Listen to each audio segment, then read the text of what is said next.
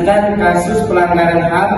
Saya Linta Dwi Saputra. Saya Dikil Hamayudi. Saya Aski Ramadhani. Saya Dina Devianti. Saya Muhammad Syabani. Dan saya Muhammad Abu Farid.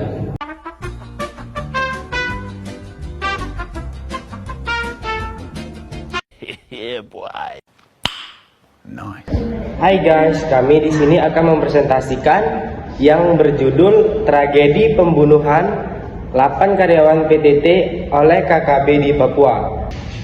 Tragedi KKB di Papua adalah serangkaian insiden kekerasan yang dilakukan oleh kelompok kriminal bersenjata di Papua yang mengakibatkan hilangnya nyawa dan ketidakamanan. Salah satu peristiwa signifikan adalah pembunuhan 8 karyawan PT Palapa Timur Telematika pada tahun 2022 yang menyoroti ketegangan dalam konflik berkepanjangan antara kelompok separatis dan pemerintah Indonesia. Tragedi ini mencerminkan tantangan dalam menjaga keamanan dan stabilitas di wilayah tersebut. Baik, di sini saya akan menjelaskan tentang konflik kontemporer. Konflik ini menjelaskan tentang kekejaman KKB Papua kontemporer sering melibatkan aksi teror pada masyarakat sipil seperti anggota polisi, anggota TNI, dan ASN. Mereka bergerak untuk memisahkan diri dari NKRI dan telah menyebabkan korban jiwa pada peristiwa PT Palapa Timur Telematika.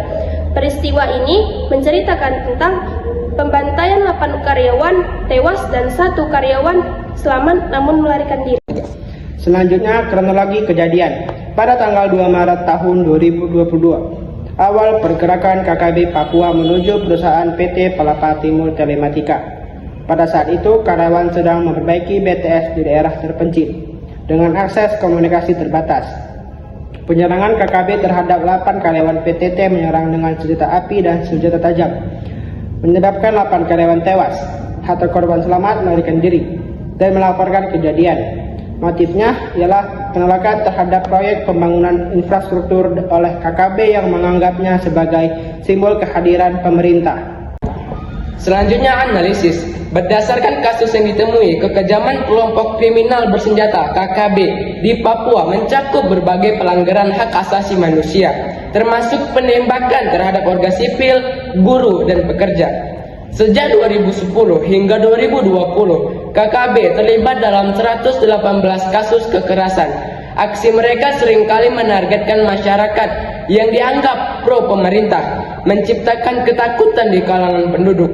Pemerintah Indonesia menanggapi dengan operasi militer, tetapi banyak yang berpendapat bahwa pendekatan dialog dan kesejahteraan lebih efektif untuk mengatasi akar konflik. Upaya pemerintah: 1. TNI Polri mengevakuasi korban dan melancarkan operasi untuk memburu KBB. 2. Pengamanan infrastruktur diperketat di lokasi proyek pembangunan strategis. 3. Investigasi untuk mengidentifikasi pelaku pengejaran terhadap anggota KBB. 4. Upaya dialog dengan tokoh masyarakat Papua untuk menurunkan ketegangan.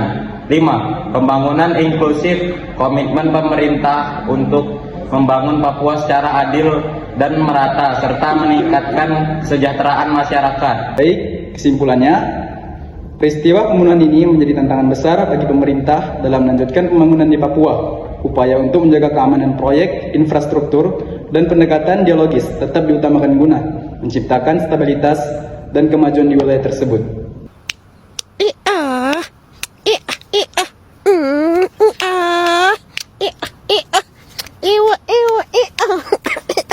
Hehehe